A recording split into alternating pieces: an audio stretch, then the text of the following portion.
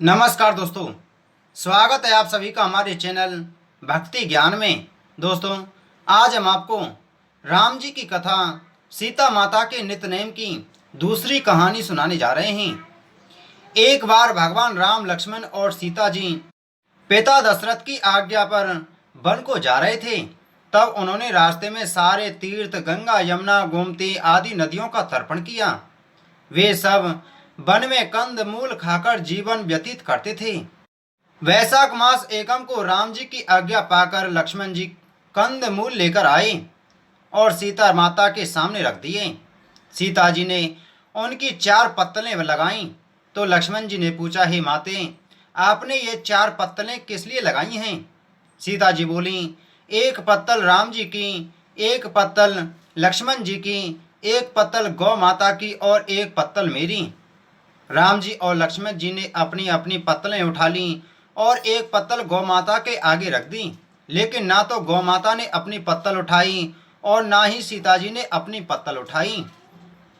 राम जी ने सीता जी से पूछा कि आपने फलहार क्यों नहीं किया? तब सीता जी ने कहा कि मेरा तो राम कथा कहने का नियम है। राम कथा कहने से पहले मैं फलहार नहीं करती। तब राम जी ने कहा कि ठीक है, तुम राम कथा मुझे सुनाओ। सीता जी बोली कि आप तो हमारे पति परमेश्वर हैं, आपको राम कथा कैसे सुनाऊं? लक्ष्मण जी बोले कि माता जी, फिर तो आप मुझे राम कथा सुनाओ। सीता जी ने कहा कि नहीं, आप तो शादीशुदा देवर हैं, औरतों की बातें औरतें ही जाने। तब लक्ष्मण जी मन में विचार करने लगे कि वन में औरतें कहाँ से आएंगी। यह सोचकर लक्ष्मण जी ने धरती पर माया नगरी बसा दी। उस नगरी में सभी चीजें जैसे महल, मालियाँ, बर्तन, कपड़ा, काम करने की सभी चीजें सोने की थीं। उस नगरी का नाम सोने की नगरी रख दिया। इस सोने की नगरी में आदमी और औरतें सभी को बड़ा घमंड था। कोई भी व्यक्ति गरीब नहीं था। राजा से लेकर भंगी तक सभी गर्व से पागल थे। सीता जी कुएं पर पानी भरने गईं तो उन्होंने देखा कि वहां पर पनहारिन पानी भरने आई हैं। उनका मटका, झालर सोने की थी। सीता जी कुएं पर बैठी और औरतों से राम राम बोली, पर किसी भी औरत ने राम राम का जवाब नहीं दिया। थोड़ी देर में एक डावड़ी आई तो सीता जी ने उसे भी राम राम किया और बोली कि बहन, तुम मेरी राम कथा सुन लो। दावड़ी बोली, आपकी राम कथा में नहीं सुनती, मैं तो अपने घर जा रही हूँ। सीता जी बोली कि मेरे राम लक्ष्मण भूखे हैं। दावड़ी बोली, कौन से राम लक्ष्मण, मैं तो घर जा रही हूँ, मेरी माँ बुला रही है। इतना कहकर दावड़ी घर चली गई। सीता जी को बहुत गुस्सा आया। उन्होंने पूरी सोने की नगरी पीतल की कर दी। दावड़ी घर पहुंची तो उसके सारे जेवर, मटका सब पीतल का हो गया था। माँ ने पूछा कि यह सब कहाँ से खोट करके आई है? दावड़ी ने कहा कि मुझे कुछ नहीं पता, मैं तो जो पहन कर गई थी वही पहन कर आई हूँ। परंतु वहाँ कुएं पर एक सुंदर सी तपस्विनी बैठी हुई थी। उसने मुझसे कहा कि मेरी राम कथा सुन लो। मैंने तो उसे मना कर दिया।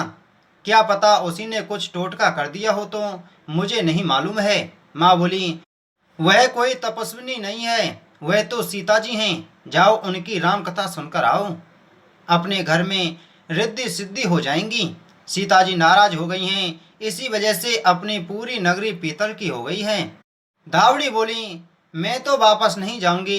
इतने में बेटे की बहू आ गई और बोली कि माँ, अगर आपकी आज्ञा हो तो मैं सीता जी के दर्शन कराऊं और उनकी राम कथा भी सुनाऊंगी। सास बोली, ठीक है, जा और राम कथा सुनकर आ जा, लेकिन गहना कपड़ा सब पीतल का ही पहनकर जाना। बहू गई और जाकर कुएं पर बैठ गई। वह खाली मटका बार बार भरती और फिर उसे खाली कर देती। यह देखकर सीता जी उसके पास आईं और बोली कि तुम्हारे घर में कोई काम नहीं है क्या? बहू बोली, माताजी, मैं तो सब काम निपटा कर आई हूँ। तब सीता जी बोली कि तूने मुझे माताजी कहा, यह सुन मेरा मन खुशी से हर्षित हो रहा है। अगर तुम्हारे पास समय हो तो बेटी मेरी राम कथा सुन लो। बहू बोली, ठीक है माताजी, आप राम कथा सुनाइए, मैं राम कथा सुनकर ही घर वापस जाऊंगी। सीता माता जी राम कथा कहने लगी। चंदन की चौकी, मोतियों का हार, राम कथा हमारे गले का हार। राम धाऊं, राम मनाऊं, राम कहे तो परदेश जाऊं। सीता जी ने कहा कि तुमने मेरी इज्जत रख ली, भगवान तुम्हारी इज्जत रखेंगे। हमारी सहायता तुमने मृत्यु लोक में की है, भगवान तुम्हारी सहायता स्वर्ग लोक में करेंगे। सीता जी ने राम कथा शुरू की। बहू राम कथा सुनने लगी। आओ राम बैठो राम, जल भर झारी लाई राम, कीकर की दातुन लाई राम, ठंडा जल भर लाई राम। सपरिवार पधारो राम, झुगला टोपी पहनो राम, कपड़ा किंकली पहनो राम, मक्खन मिश्री लाई राम, मक्खन मिश्री खाओ राम। स्वर्ण सिंहासन लाई राम, स्वर्ण सिंहासन ब्राजो राम, झालर टिकोरा लाई राम, झालर टिकोरा बजाऊं राम। शंख ध्वनि लाई राम, झुक झुक पाँव लागू राम, निरखता रोमन मोहे राम, अपनी शरण में ले लो राम। दूध कटोरा लाई राम, सीता चरण दबाए राम, सुकवर सेज सो राम, झालर पंखा डोलो राम, हमें राम तुम्हें राम, रोम रोम में सो श्री राम, घटघट में विराजो राम, मुख में तुलसी बोलो राम, खाली बैठो क्या राम। जब बोलो जब राम ही राम, बोलो पंक्षी राम ही राम, पूर्ण होए सबके काम, मेवा चिरौंजी लाई राम। रोज रोज भोग लगाओ राम, चरखो परखो चखो राम, जो भाए सो ले लो राम, मन में धोखा रखना ना राम।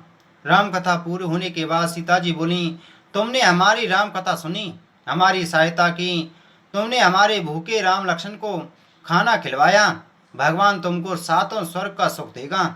सीता माता का आशीर्वाद लेकर बहू अपने घर वापस जाने लगी तो सीता जी ने अपने गले का हार उतार कर बहू को पहना दिया।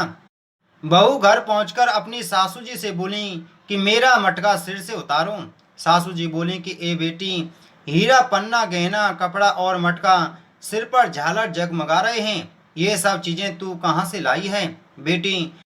राजा जी सुनेंगे तो दंड देंगे। बहू बोली कि मैं तो सीता मैया से राम कथा सुनकर आ रही हूँ, उनकी कृपा से ही यह सब मिला है। सास बोली ठीक है बेटी, तुम रोज जाकर राम कथा सुनकर आया करो। बहू रोज सीता जी से राम कथा सुनने जाने लगी। राम कथा सुनते सुनते 1 वर्ष बीत गया। तब एक दिन बहू ने कहा कि माता जी, कथा का उद्यापन बताओ। सीता माता बोली, 7 लड्डू 1 नारियल लेना और फिर उसका 7 भाग करना, 1 भाग मंदिर में चढ़ाना, मंदिर बनाने जितना फल मिलेगा, 1 भाग तालाब में चढ़ाने से तालाब खुदवाने जितना पुण्य मिलेगा, 1 भाग भागवत पर चढ़ाने से भागवत सुनने का फल मिलेगा, 1 भाग तुलसी पर चढ़ाने से तुलसी विवाह करने जितना पुण्य मिलेगा, 1 भाग कुंवारी कन्या को देने से कन्यादान जितना पुण्य मिलेगा, 1 भाग ब्राह्मण को देने से ब्राह्मण को भोजन कराने जितना फल मिलेगा, 1 भाग सूर्य भगवान को चढ़ाने से 33 करोड़ देवी देवताओं को भोग लगाने जितना फल मिलेगा। बहू जल्दी जल्दी घर आई और 7 लड्डू और 1 नारियल लाई और सीता माता के बताए अनुसार उसने वैसे ही सबको चढ़ा दिया। सीता माता बोली, अच्छा बहू, अब बैठ जाओ, 7 दिनों बाद बैकुंठ धाम से विमान आएगा। उसके बाद 7 दिन के बाद बैकुंठ धाम से विमान आया। बहू बोली, सासू जी विमान आया है, आप भी चलो। सासू जी बोली, नहीं बहू, मैं अकेले कैसे जाऊं, अपने ससुर को भी ले लो, माता पिता को भी ले लो, भाई बंधु कुटुंब कबीले को भी ले लो। बहू ने सबको विमान में बैठा लिया, फिर भी विमान खाली रहा। इतने में ननद आई और बोली, भाभी मुझे भी विमान में बैठा लो। बहू ने सीता माता से कहा कि माता जी, हमारी ननद रानी को भी विमान में बैठा लो। सीता माता ने कहा कि बहू, तुम्हारी ननद घमंड से भरी हुई है, हमारा विमान कच्चे धागे से बना हुआ है, अगर यह बैठी तो यह टूट जाएगा। बहू बोली कि ननद रानी, अपनी करनी आप ही भोगो, हम अपनी करनी से सीता माता के साथ जा रहे हैं। यह कहकर बहू अपने पति के साथ विमान में सवार हो गई। तभी सभी नगरवासी वहां इकट्ठे हो गए और पूछने लगे कि बहू, तुमने ऐसा कौन सा धर्म किया है जो सीता माता के साथ बैकुंठ धाम जा रही हो? बहू बोली कि मैंने तो केवल माता सीता की राम कथा सुनी है और उसका उद्यापन किया है। सबके कहने पर बहू ने सबको राम कथा सुनाई। राम कथा सुनते ही पूरी नगरी सोने की हो गई। बहू ने कहा कि जो भी राम कथा सुनेगा या कहेगा उसको भी उतना ही पुण्य मिलेगा जितना मुझे मिला। सभी नगर वासियों ने राम की जय जयकार की। सीता माता ने सबको विमान पर बैठा लिया। विमान स्वर्ग के रास्ते चल पड़ा। स्वर्ग में सातों द्वार अपने आप खुल गए। पहले दरवाजे पर नाग देवता सामने आए। सातों द्वार पार करने के बाद विमान स्वर्ग में उतरा। 33 करोड़ देवी देवता बहू से पूछने लगे कि तुमने ऐसा कौन सा पुण्य कार्य किया है जिससे कि स्वर्ग के सातों द्वार पार करके हमारे पास आई हो। बहू बोली, मैंने तो सीता माता की राम कथा सुनी, उसका उद्यापन किया। 33 करोड़ देवी देवता बोले कि हमें भी राम कथा सुनाओ। बहू ने सबको राम कथा सुनाई। बहू ने कहा, राम दहाऊं, राम मनाऊं, राम कहे तो परदेश जाऊं। सभी देवी देवता सीता माता की जय जयकार करने लगे। आप सभी भी मिलकर बोलो, जय श्री राम कथा की, बोलो सिया रामचंद्र की जय। दोस्तों, इसी प्रकार की वीडियो प्राप्त करने के लिए आप हमारे चैनल को सब्सक्राइब जरूर करें। बगल में बेल आइकन को दबाकर ऑल पर क्लिक कर दें। लाइक करें और कमेंट करें। आप सभी को जय श्री राम।